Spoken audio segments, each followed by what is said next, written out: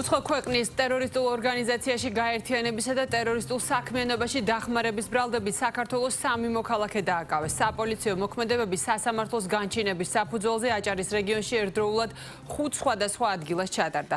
სახელმწიფო უსაფრთხოების სამსახურში გაკეთებული განცხადების დეტალებს ახლა პირდაპირ ეთერში ანა ბროლაძე გაგვაცნობს.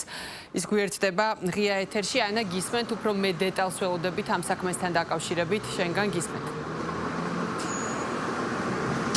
რა გავიგეთ დღეს სახელმწიფო უსაფრთხოების სამსახურში გააკეთებული სპეციალური განცხადებიდან, რომ სუსის კონტრტერორისტულმა ცენტრმა დააკავა საქართველოს 3 მოქალაქე, რომლებსაც კავშირი ჰქონდათ ისლამური რესპუბლიკის გავლენიან წევრებთან.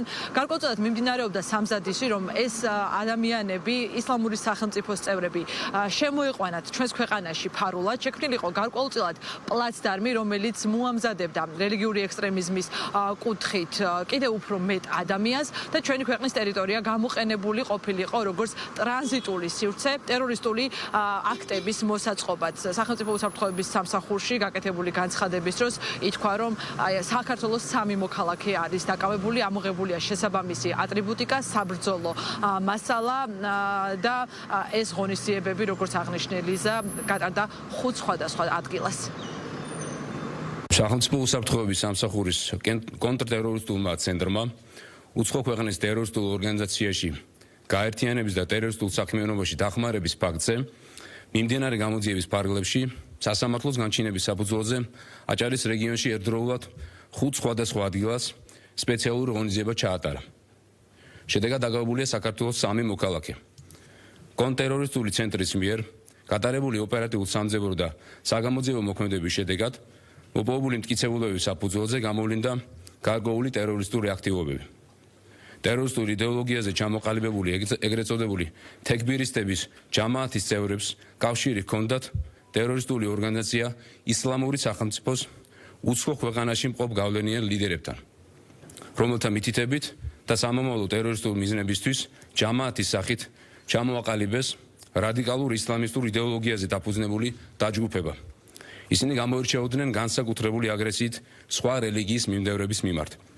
საქმეში არსებული ინფორმაციით ხსენებული დაჯგუფებების წევრები გეგმავდნენ ტერორისტული ორგანიზაცია ისლამური სახელმწიფოს გავლენიანი წევრების საქართველოში არალეგალურად შემოყვანას და მათი ლიდერობით გარკვეული პლაცდარმის მოწყობას, რითაც უზრუნველყოფდნენ თანამოაზრეების არალეგალურად დახვედრა, დაბინავებას, ლოჯისტიკური მომსახურების გაწევას და ტერორისტული მიზნისთვის საქართველოს ტერიტორიის ტრანზიტულად გამოყენებას.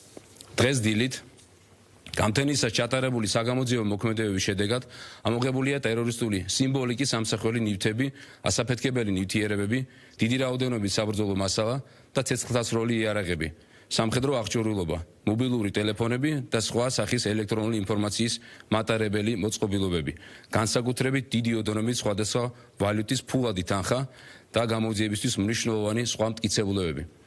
გამოძიება საქართველოს სისხლისამართლის კოდექსის 226 და 322 მუხლებით მიმდინარეობს, რაც ცეცხლსასროლი იარაღის, საბრძოლო მასალის, ფეთქებადი ნივთიერების მართლსაწინააღმდეგო შეძენა შენახვას უცხო ქვეყნის ტერორისტულ ორგანიზაციაში გაერთიანებას და ტერორისტულ საქმიანობაში დახმარებას გულისხმობს.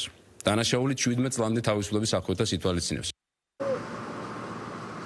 როგორც მოისმინეთ განცხადებიდან, საქართველოს 3 მოქალაქეს, რომელიც სუსმა დააკავა ბრალის დამტკიცების შემთხვევაში 17 წლამდე თავისუფლების აღკვეთა ელით.